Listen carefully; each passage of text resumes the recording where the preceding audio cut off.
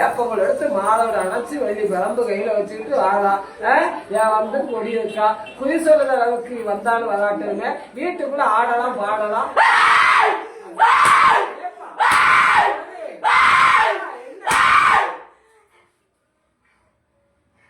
கணக்க பார்க்கவா நான் ஊர் மக்கள் பாடலாம் கூப்பிட்டதுக்கு ஒரே வார்த்தை தான் நான் இயக்கம் தான் சொல்லணும். மிச்சபடி ஆட்டத்தை நான் பார்த்துக்கிட்டு இருக்கவா கொட்டடிக்கல குழம்படிக்கிறவா ஆடிட்டு போ.